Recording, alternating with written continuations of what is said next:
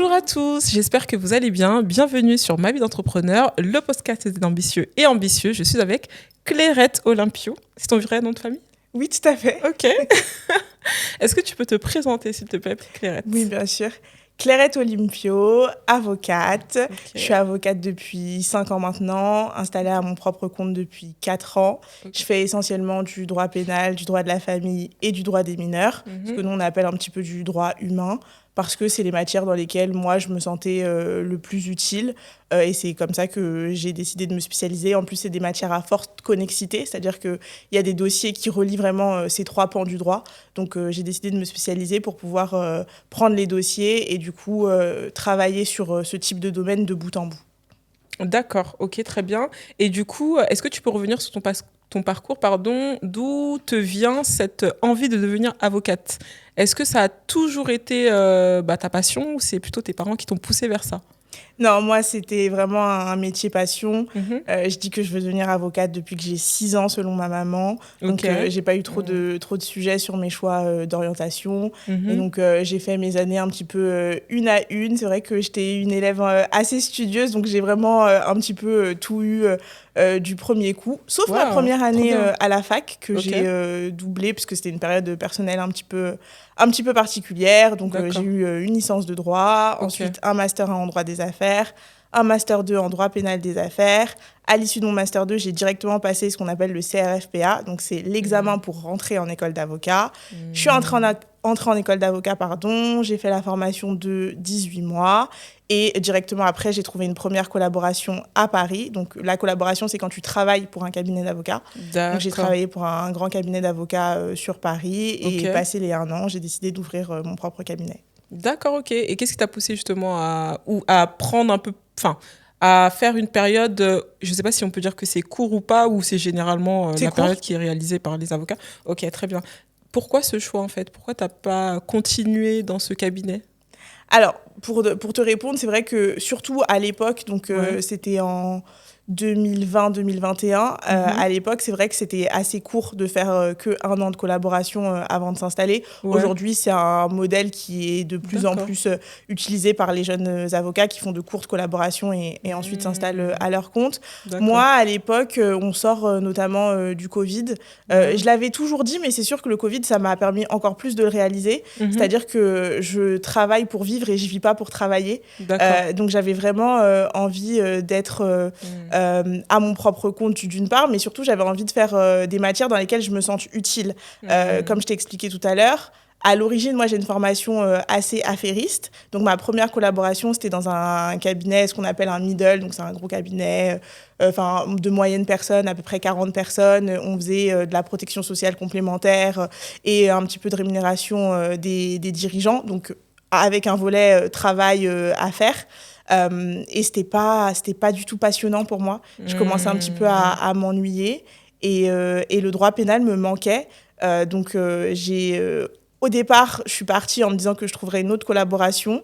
In fine, parce que je connaissais pas mal de confrères, notamment en Seine-Saint-Denis, qui m'ont poussée à m'installer à mon compte. Et je me suis décidée en fin d'année, un petit peu en dernière minute. Et je me suis dit, pourquoi pas tenter l'aventure. Et ça s'est plutôt bien passé, donc je suis encore là. D'accord, ok, non, super. Et du coup, qu'est-ce qui t'a poussé à aller vers les réseaux sociaux, sachant que généralement, c'est pas un outil forcément qui est tout de suite utilisé, en tout cas par les anciens avocats. Maintenant, c'est de plus en plus. Qu'est-ce qui t'a poussé vers cette plateforme, vers ces plateformes ?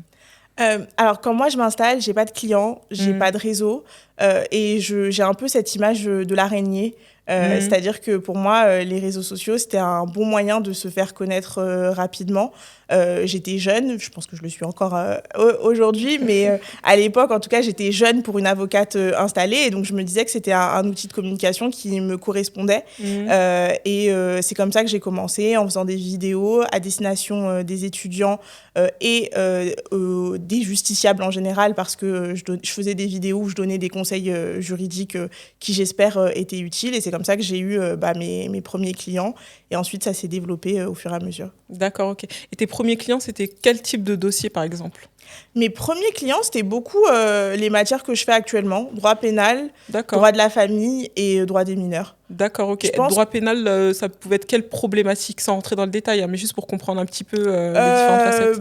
J'avais un peu de tout, hein, du trafic de stupéfiants, D'accord. beaucoup d'infractions dites routières, donc conduite sans permis, conduite sous stupéfiants, ce type d'infraction, je dirais, au début. D'accord, ok, très bien. Et du coup, sur le droit de la famille, donc j'imagine que c'est des séparations, divorces, tout ça, là. Exactement. Ok, très bien.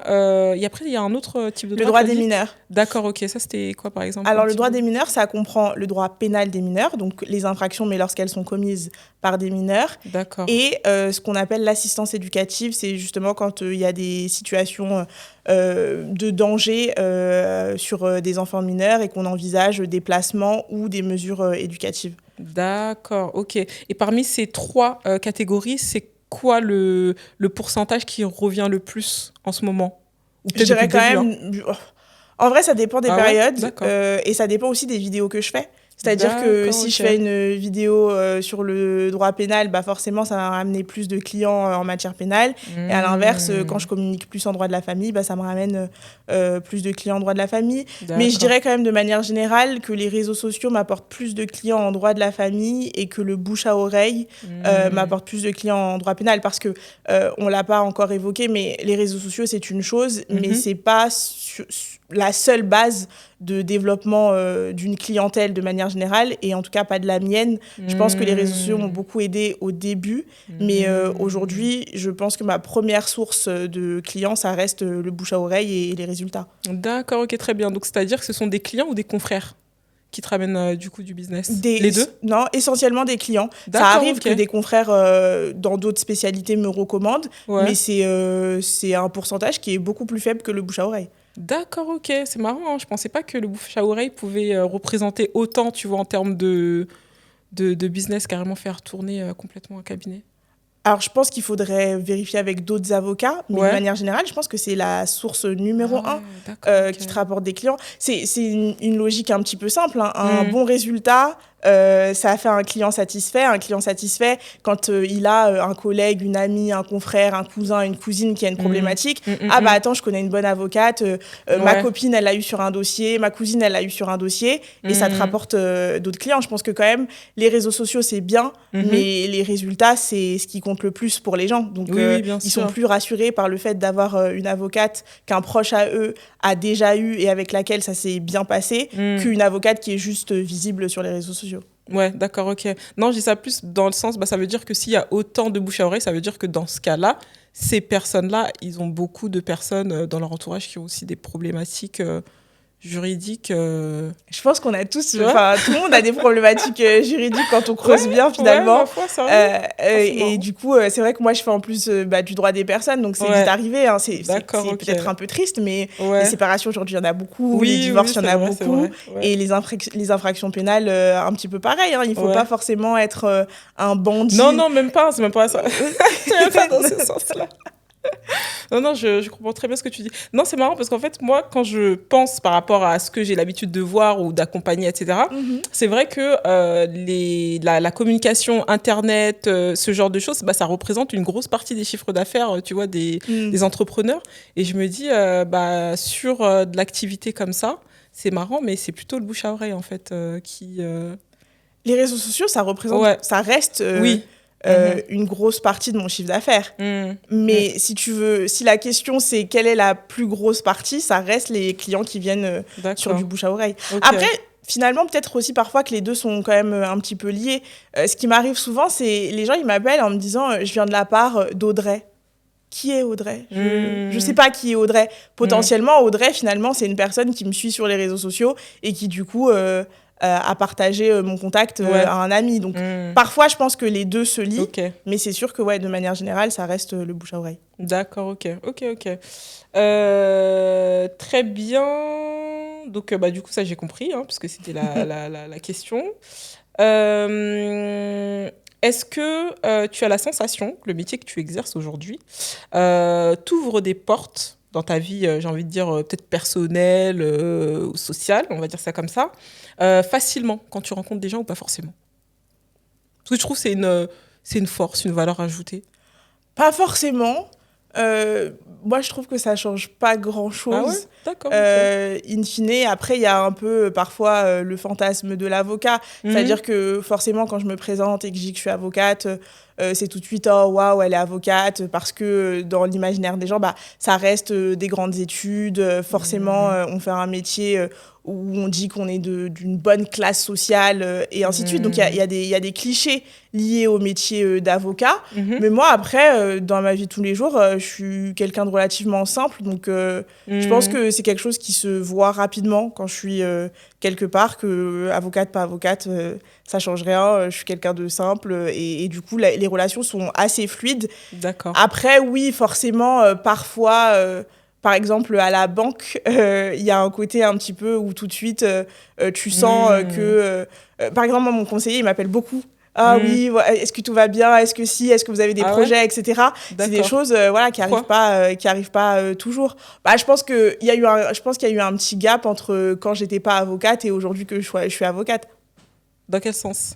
Dans le sens où je pense qu'il a remarqué mon activité et forcément, c'est des D'accord. profils qui intéressent plus les banques D'accord. qu'un profil d'un autre métier, par exemple. D'accord, ok. Non, je croyais que tu disais ça dans le sens, bah, du coup, il peut pas te dire n'importe quoi, ou t'en as certains, tu sais, ils peuvent pas, parce qu'ils te disent, bon, elle connaît le droit, je peux pas non plus, Bon, voilà. je pense qu'il sait qu'il peut pas me dire n'importe quoi. Ok, ok, ok, ok, Mais ok. non, non, je disais pas dans ce sens-là. Je disais juste, Ok, de manière générale, en tout cas dans la vie courante, moi, je ouais, vois pas de différence. Et c'était juste pour te donner ok, un exemple. ok, S'il y a peut-être, oui, deux, trois fois où tu sens que le fait de dire que tu es avocat, tout de ouais. suite, tu as peut-être la manière de t'accueillir des gens est peut-être un petit peu différente. Hmm. Mais franchement, ça reste marginal. Ok, ok, ok, très bien.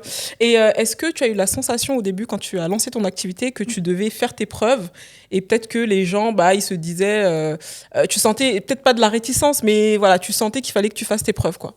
Oui, alors, ça, je pense que c'est un petit peu Ouais. dans tous les domaines. Mhm. Et surtout quand tu décides bah, d'ouvrir ton propre cabinet, forcément, Mhm. tu dois faire tes preuves au début. Tu connais personne, Mhm. t'es personne. T'as Mhm. pas de réputation, t'as pas de clients, t'as pas de résultats. Donc forcément, tu dois faire tes preuves au début. Et je pense que ça marche comme ça un petit peu pour tout le monde. Mhm. Et ça revient à ce que je te disais tout à l'heure sur un client satisfait, t'en apportes un Mhm. autre. Et c'est justement parce que tu as fait tes preuves sur un dossier ensuite Mhm. sur plusieurs, que Ouais. ça te confère une certaine légitimité derrière et que les gens bah, te recommandent et que toi, Mhm. tu es de plus en plus à l'aise dans tes baskets quand tu proposes tes prestations. Mhm. Après, je pense aussi dans ton cas, la confiance aussi s'est fait par le fait que tu faisais déjà des vidéos. Et je pense que ça a convaincu les gens. Et forcément, ils sont venus par rapport à ça. Oui, je pense que effectivement, et ça, c'est des choses qu'on m'a déjà dites. J'ai vu votre vidéo sur le divorce, Mhm. je vous ai trouvée bah, éloquente, en tout cas, c'était clair, etc. Ça m'a donné envie de venir, Mhm. forcément. Ouais, ok, ok, ok, très bien. Est-ce que tu peux me donner des avantages et des inconvénients de ta profession? En citant des exemples, si possible. Des avantages, bah, la liberté. Mhm. Pour moi, ça, c'est le plus gros avantage de l'exercice de ma profession aujourd'hui. Je m'organise comme je veux, quand je Mhm. veux. C'est-à-dire qu'aujourd'hui, je pense que je peux le dire, on est samedi. Oui, j'étais au cabinet ce matin, Mhm. mais cette semaine, je pense qu'il y a eu une après-midi où j'avais pas envie de travailler, du coup, j'ai pas travaillé, quoi. Donc, ça, c'est Mhm. vraiment le goût de la liberté, ça n'a pas de prix, comme on dit. Mhm. Après, les inconvénients, finalement, la liberté, ça a l'avantage de ses inconvénients, c'est ce que j'aime dire. Mhm. C'est-à-dire que autant tu peux être libre de faire ce que tu veux et de t'organiser comme tu veux, mais autant tu as des engagements. Et donc parfois, il y a des périodes qui sont des périodes bah, de plus de rush que d'autres. Et là, t'es malade, t'es pas malade, t'es fatigué, t'es pas fatigué. Bah, s'il faut venir au Mhm. cabinet le week-end, Ouais. il faut le faire. Mhm. Et après, je dirais le deuxième inconvénient, mais ça c'est plus personnel, c'est la patience. C'est-à-dire qu'il y a beaucoup, beaucoup de temps d'attente au niveau Mhm. des audiences. Et en plus, moi, Mhm. quand je suis dans un dossier, c'est difficile pour moi de sortir du dossier et de faire autre chose en parallèle Mhm. en attendant mon tour pour plaider. Du Ok, coup, c'est vrai que parfois, les journées, elles sont un peu longues. d'accord. Ok, ok, très bien. Tu vois du coup que ces deux inconvénients-là sur ton... Principalement, Ouais, hein. charge de travail, pas forcément. Non, après, à nouveau, j'ai la chance de choisir mes dossiers, j'ai la chance de choisir mes clients. Et oui, il y a du travail, mais moi, ça m'épanouit. C'est-à-dire que je fais un métier passion, je fais ce que j'aime. Donc, la charge de travail, tu la vis différemment. Tu la ressens, quand même, tu la ressens, mais tu la ressens différemment parce que tout ce que tu le fais pour toi. Tu le fais parce que tu en as envie, tu le fais parce que tu as envie de développer ton cabinet. Et ça, tu vois, c'est un mindset qui est tout de suite différent.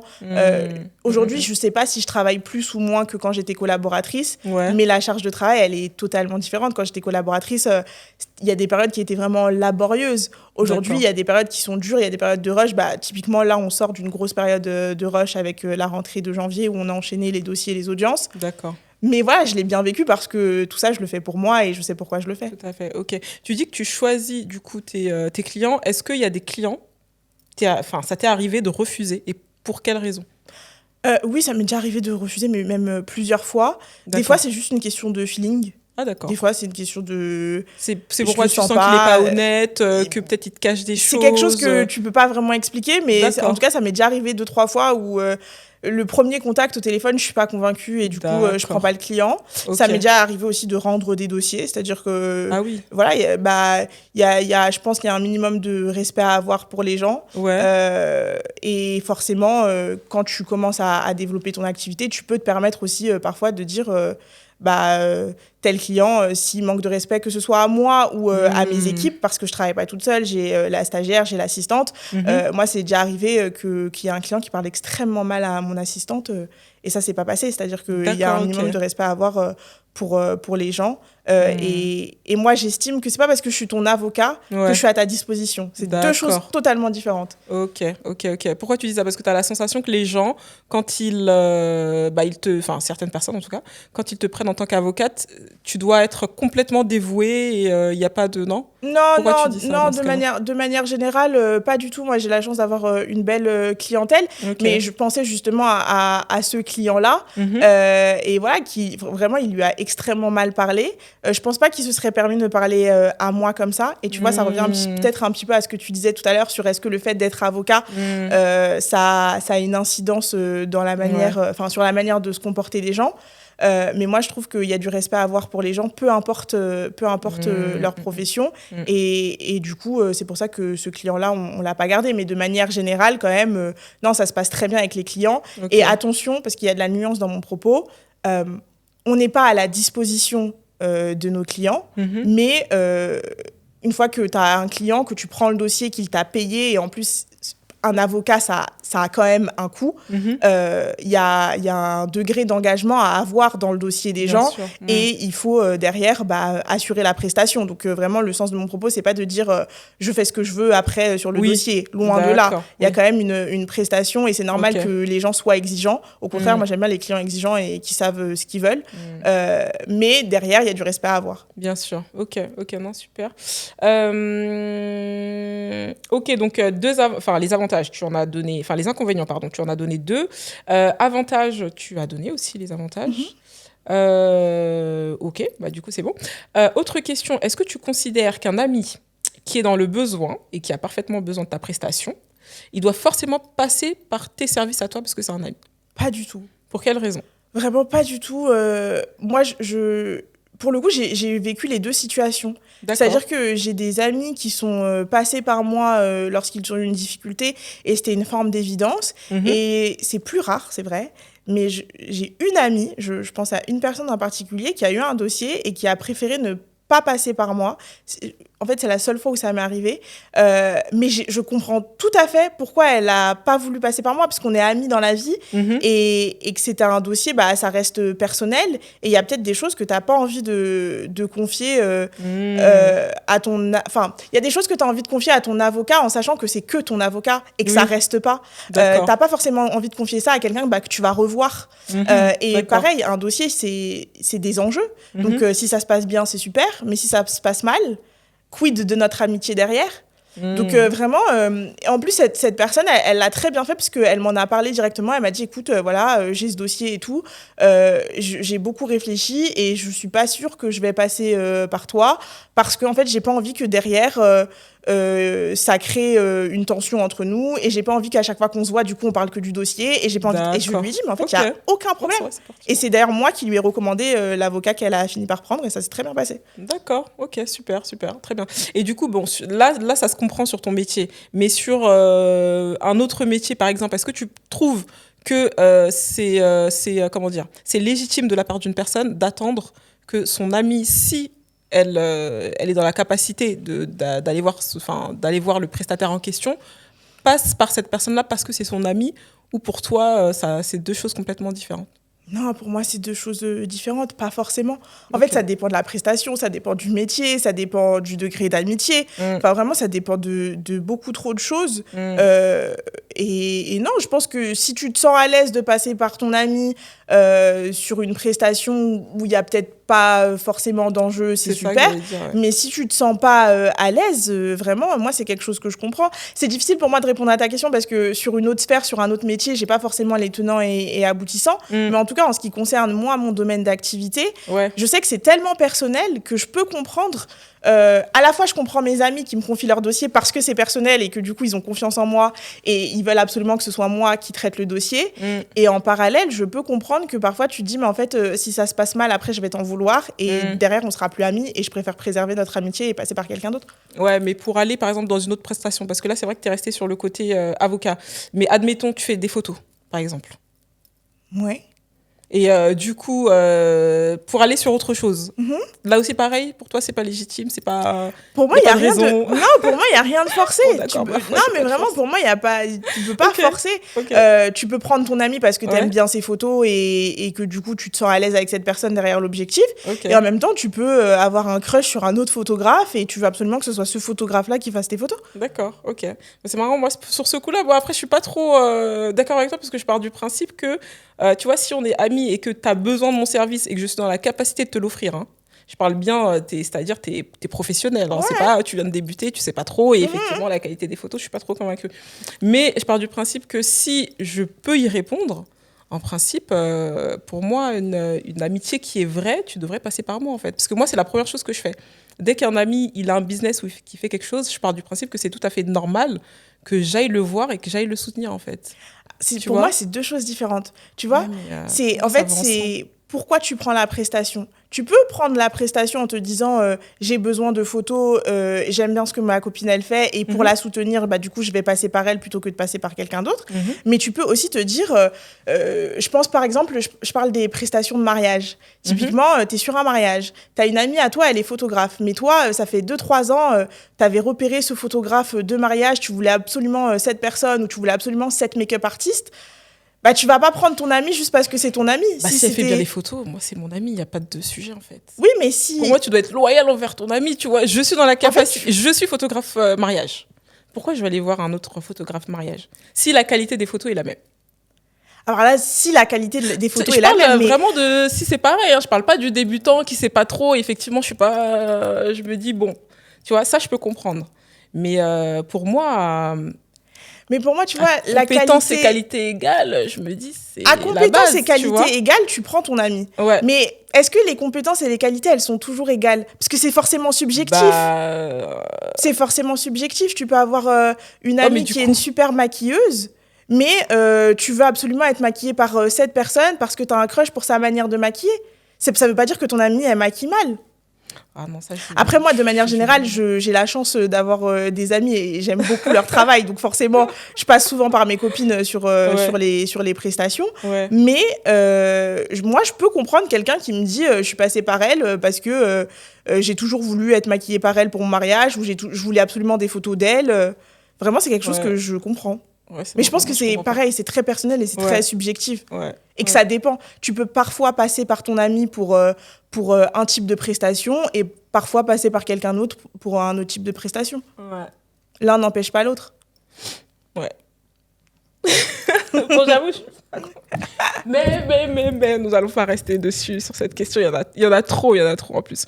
Est-ce que tu es entouré principalement d'indépendants, avocats, entrepreneurs autour de toi ou pas? Et comment tu le vis? Est-ce que toi, non, pas forcément, parce qu'autour de toi, tu as plein de personnes qui font des choses diverses et variées. Ou au contraire, vraiment, ton entourage, c'est que des personnes dans le business?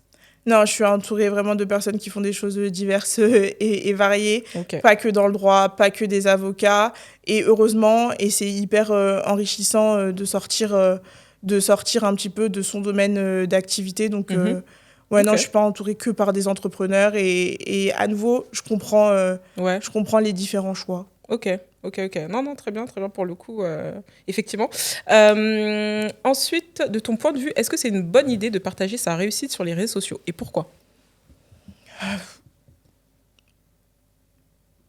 Je pense que c'est pas une mauvaise idée, Mhm. mais que ça doit toujours être fait dans l'humilité. En tout cas, moi, c'est ce que je prône. C'est-à-dire que je pense que c'est bien de partager sa réussite parce que tu montres un petit... Enfin, ça peut être de la représentation. Tu peux motiver quelqu'un à se dire « Ah bah, j'ai envie de faire comme elle. En tout cas, si elle a réussi à le faire, bah, ça veut dire que moi aussi, je peux le faire. » Donc, ça peut être vraiment une source de motivation. Ouais. Et en ça, c'est positif. Mhm. Après, moi, dans ma personnalité et peut-être aussi dans mon éducation, Mhm. j'ai toujours grandi dans ce côté où bah, si tu réussis, c'est super, mais toujours dans l'humilité. Du coup, ce serait pas moi mon genre de faire du show sur les réseaux sociaux pour que tout le monde sache si j'ai réussi ou si j'ai pas réussi. Okay. Et à nouveau, en plus, la vie, c'est les ascenseurs. Voilà, c'est un ascenseur émotionnel. Aujourd'hui, tu es en haut, demain, tu peux être en bas. Donc, moi, je préfère ne pas me porter l'œil. Du coup, je préfère la discrétion. Ouais, ok, très bien. Petite question pour revenir, parce que j'ai sauté une question. On a souvent l'image de l'avocat qui compte pas ses heures. Est-ce que toi, tu arrives à avoir un bon équilibre vie pro, vie perso? Même si j'ai compris tout à l'heure que bah, ça dépend des périodes, parce qu'il y a des périodes où vraiment vous êtes en rush et c'est full. Mais est-ce que tu arrives à gérer ou tu es constamment dans le travail? Non, de manière générale, je pense que aujourd'hui, j'arrive mieux à gérer. Forcément, j'arrive mieux à gérer aujourd'hui que quand j'ai commencé. Quand tu commences, bah, tu as de la pression, tu te dis est-ce que je vais y arriver? Donc, tu as une tendance peut-être à vouloir tout donner, trop en faire. Et puis, tu es au taquet aussi. C'est-à-dire que tu n'as pas de clients, donc il faut que tu trouves des clients, faut que tu fasses rentrer des dossiers, il faut que tu manges de manière générale. Et après, bah, si ça se passe bien, les choses, elles s'équilibrent un petit peu. Et donc, du coup, tu apprends à relativiser. Tu apprends aussi ce que c'est que d'être un entrepreneur. Tu comprends que bah, y a un mois où tu vas peut-être pas faire rentrer beaucoup de dossiers et il y a un autre mois où tu vas en faire rentrer beaucoup plus que prévu et que les choses, à l'année, elles s'équilibrent. Donc, forcément, tu décompresses un petit peu et tu appréhendes ton activité différemment. Ce qui me permet, moi, aujourd'hui, d'avoir un équilibre. Je dirais qu'il est correct. Je pense que l'équilibre parfait, il existe pas vraiment. Et je suis assez d'accord avec cette idée que ça dépend vraiment des périodes, dans le sens où parfois tu es à 65% sur le pro et à 35% en perso, et qu'il y a d'autres périodes où bah, ça va être l'inverse. L'équilibre 50-50, je pense qu'il est difficile à trouver, mais dans l'ensemble, ça va. D'accord, ok, très bien. Est-ce que tu te considères comme une personne ambitieuse et quelles sont tes ambitions? J'imagine développer le cabinet, recruter peut-être. Comment tu vois un peu le développement de ton activité? Je t'ai resté sur la première question. Est-ce que tu te considères comme quelqu'un d'ambitieux? Oui, je pense que forcément, quand tu te diriges vers de longues études et qu'ensuite derrière t'entreprends, c'est que tu as un minimum d'ambition. Forcément, oui, pour le cabinet, tu as répondu à la question. Hein. L'idée, c'est de continuer à se développer. Mais j'essaye, en tout cas, de plus en plus de voir le verre à moitié plein et pas à moitié vide. Donc, d'aussi apprécier le moment présent, apprécier le chemin parcouru, et de me mettre peut-être un peu moins de pression que ce que je me mettais il fut un temps en ce qui concerne le développement du cabinet. D'accord, ok. Du coup, le fait que tu as moins de pression qu'avant, c'est dû à quoi? C'est parce que l'activité du coup se développe bien et que forcément, bah, indirectement, la pression elle a baissé, ou c'est toi-même qui... Je pense que c'est un peu des deux. Je pense que c'est le cabinet qui se porte correctement, et c'est aussi moi et mes envies pro et perso. Ok. C'est-à-dire, est-ce que tu peux développer un peu plus pour que j'essaie de Non, comprendre? mais ça veut dire que je pense que je suis à un stade de ma vie où j'aime bien ma vie actuellement. D'accord. Vraiment, C'est mignon. non, mais C'est simple à dire, mais là, maintenant, tout de suite, j'aime plutôt bien ma vie, que ce soit sur le plan personnel ou que ce soit sur le plan professionnel. Et donc, avant de se mettre un nouvel objectif, parce que se mettre un objectif, c'est travailler pour le concrétiser. Et donc, c'est faire quelques sacrifices. Donc, avant de me mettre un nouvel objectif, j'ai envie de savourer de l'état de ma vie actuellement. Non, c'est pertinent. Ok, bah du coup, ça c'est bon. Si je revenais 5 ans en arrière, où est-ce que tu en étais? Comment tu te sentais? Est-ce que tu serais fière de celle que tu es devenue aujourd'hui? Si on revient 5 ans en arrière, du coup, je commence ma première collaboration à Paris. J'aurais jamais imaginé ouvrir mon cabinet au bout d'1 an, ça c'est sûr. Je pense qu'ouvrir mon cabinet... peut-être, mais je pense qu'à la base, je m'imaginais faire une collaboration beaucoup plus longue. Et donc forcément, je pense que je suis assez fière d'avoir réussi à monter le CAB et d'en faire ce qu'il est aujourd'hui. D'autant que quand je suis partie de ma collaboration à Paris, on n'aurait pas forcément parié sur moi. Et récemment, j'ai fait un anniversaire avec d'anciens collègues de ce cabinet, et forcément 4 ans plus tard, et une fois que tu as pas trop mal réussi, les langues elles se délient un peu plus, donc tu vois, à l'époque on me disait t'es courageuse pour pas dire que littéralement je suis folle, et j'ai appris que en fait derrière mon dos on disait non mais elle va se planter, elle va pas y arriver, etc. Donc forcément, quand tu regardes aujourd'hui que les gens viennent te demander des conseils pour s'installer parce qu'ils ont en tout cas l'impression que tu as bien réussi, toi, ton installation, c'est un joli pied de nez. Et ça, je pense que je peux en être fière. D'accord, ok, très bien. Tu penses qu'ils disent ça par rapport à quoi? Parce que tu étais jeune, ils se disaient, mais c'est un manque d'expérience ou pas forcément? C'est juste qu'ils avaient des peurs qui projetaient sur toi et que... Je pense que c'est un peu des deux. Littéralement, je pense qu'à l'époque, c'était pas forcément hyper commun, effectivement, de s'installer au bout d'1 an. Et c'est quelque chose que je dis souvent, les pensées limitantes des autres ne sont pas les tiennes. Donc oui, peut-être que pour eux, c'était pas faisable. Et donc l'idée que moi, je le fasse, c'était forcément voué à l'échec. Voilà. Ok. Donc du coup, forcément, tu serais fière de toi, alors? Oui, je pense qu'à ce niveau-là, je peux être fière. Après, c'est un peu ce que je te disais tout à l'heure, de manière générale, moi, je suis un peu perfectionniste, donc j'ai une tendance à voir ce qui va pas, mais il faut apprendre aussi à apprécier le chemin parcouru. Et comme je te disais tout à l'heure, en vrai, j'aime bien ma vie en ce moment, donc je pense que je peux être fière. Ok, super. Quelles leçons tu as apprises dans ton parcours sur les relations humaines, tout d'abord? Parce que j'ai beaucoup de questions, mais on va commencer par les relations humaines. Sur les relations humaines? Ouais. Sur l'être humain, peut-être, au sens large. De manière générale, je dirais que être droit, ça paye toujours. Je pense que d'être quelqu'un de droit, que ce soit dans le traitement des clients, tu vois, tout à l'heure, je te parlais de respect. Moi, je traite tous mes clients pareil, qu'ils soient connus ou pas connus. Et ça, je pense que c'est quelque chose d'important et c'est quelque chose que les gens notent. Donc, rester droit, même que ce soit avec les confrères. Nous, on a un principe, c'est la confraternité. J'ai beaucoup de confrères, tu vois, qui reviennent en me disant merci pour tel conseil, merci d'avoir répondu à tel appel. Et c'est des choses, je pense, qui te servent forcément tôt ou tard dans une carrière. Donc je pense que rester droit, c'est important. Et le respect, ça revient un petit peu à ce que je te disais tout à l'heure. Placer le respect au centre de tout, ne pas être, tu vois, avide de tous les dossiers tout le temps. C'est-à-dire, genre, tout prendre, tout accepter Alors, moi, je pars du principe qu'il ne faut pas tout prendre et il ne faut pas tout accepter, mais je sais que c'est très dur à faire quand tu commences, parce que forcément, tu as besoin de dossiers. Et donc, c'est facile à dire pour moi aujourd'hui, mais la Clairette d'il y a 4 ans, elle t'aurait certainement pas dit ça. Et même de manière générale, pour ton business model, je déconseille de tout prendre. Je pense qu'il faut assez rapidement trouver les matières dans lesquelles tu excelles pour justement développer ta notoriété sur cette base-là. Mais j'ai envie de te dire, c'est encore un petit peu un autre sujet.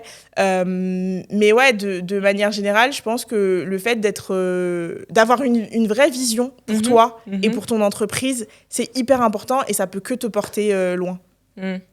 Sinon, ça t'évite de t'éparpiller. Ok, très bien. Et du coup, sur les relations humaines, tu vois autre chose? mis à part être droit, le respect. Ouais.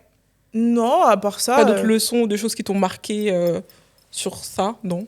Non, pas spécialement. Après, Ok. peut-être au niveau des clients, je dirais que ça a juste confirmé quelque chose que j'ai toujours dit. C'est-à-dire qu'il n'y a pas de bonnes ou de mauvaises personnes, il n'y a que des bonnes ou mauvaises actions. D'accord. Ça, c'est Ok. quelque chose que je crois fermement. Et mon activité me le prouve tous les jours. C'est-à-dire, est-ce que tu peux C'est-à-dire, développer? j'ai des clients qui ont commis une erreur à un instant T et ça ne fait pas forcément d'eux des mauvaises personnes. Bien sûr. Ok. Très bien. Et du coup, quand ils ont commis des erreurs comme ça, est-ce que la justice arrive à leur donner une deuxième chance ou pas? Qu'est-ce que tu appelles une deuxième chance? Dans le sens où, est-ce que, de ton point de vue, tu trouves que souvent, quand les gens font des erreurs, c'est parfois fatal ou au contraire, tu arrives à sortir de ces situations sans qu'il se passe... Je sais pas si tu vois ce que je veux dire. Alors, je pense que je vois ce que tu veux dire. Ouais. À nouveau, ça dépend des dossiers. Ouais. Mais quand même, de manière générale, on a un principe, notamment, je pense, au droit pénal, c'est l'échelle des peines. C'est-à-dire que, voilà, en fonction de ta situation pénale, il y a des peines auxquelles tu es éligible ou non. Et ça, c'est fait de manière à ce que les gens, pour reprendre ton expression, aient une seconde chance. D'accord. Après, c'est pas toujours respecté et c'est aussi pour ça qu'on est là. Mais en tout cas, l'échelle des peines, elle existe et nous, en tout cas, en tant qu'avocat de la défense, on essaye de le rappeler à chaque fois qu'on plaide. D'accord, ok. Et est-ce qu'il y a des gens, par rapport à leur dossier, tu as dit non parce que, en fait, t'étais pas en accord avec ce qui a été fait ou avec leur situation, quelque chose comme ça? Je pourrais le faire, mais j'ai jamais eu à le faire. D'accord. J'ai juste eu un dossier une fois que j'ai pris et je me suis rendu compte que c'était une sensibilité pour moi. Ouais. Et depuis, j'ai pas eu l'occasion de reprendre un tel dossier. Mais c'est-à-dire que les faits qu'il avait commis, moi, je crois fermement que tout le monde doit avoir un avocat, mais je suis pas forcément la bonne personne pour ce type d'infraction. Ah, d'accord. Ok, très bien, je comprends. Très bien. Est-ce que tu as des leçons apprises sur la réussite et l'argent?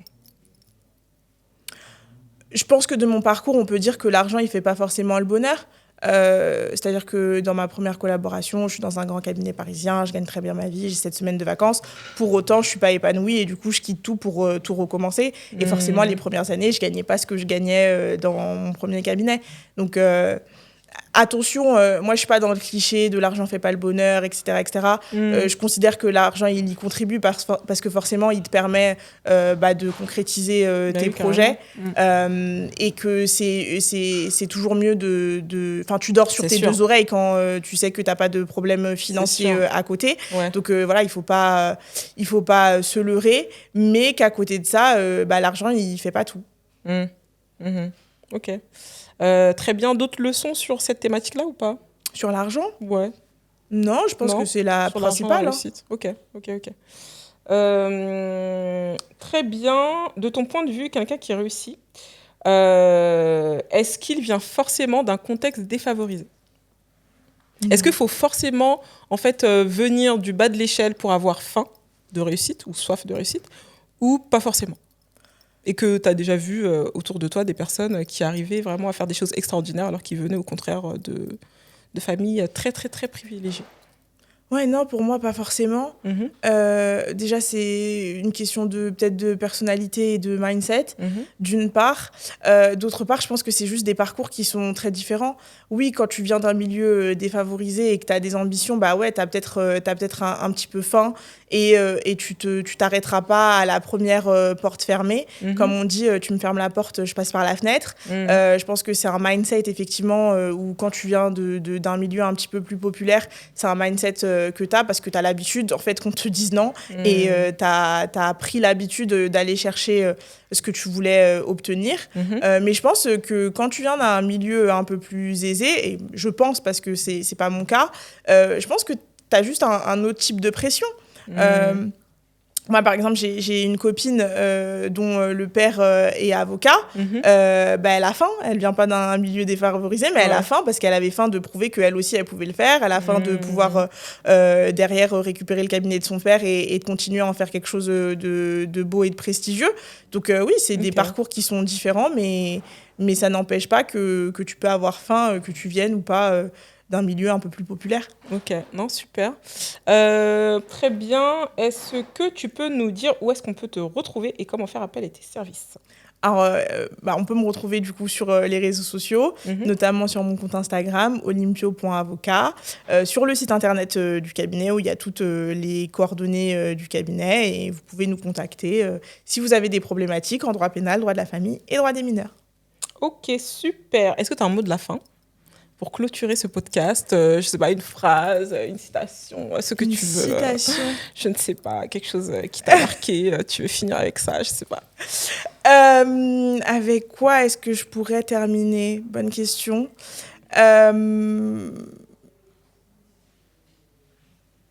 Je vais terminer avec peut-être ma citation préférée, qui est aussi la citation préférée de ma sœur.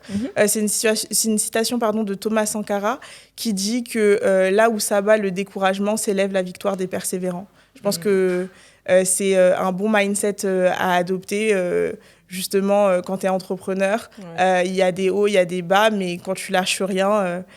finalement, tu finis toujours par trouver des solutions. Ouais, super, super. Merci beaucoup, Clairette. Avec C'était plaisir. super, c'est très intéressant. J'espère que vous avez aussi aimé ce podcast. En tout cas, je vous remercie de l'avoir visionné et je vous dis à très vite. Bye.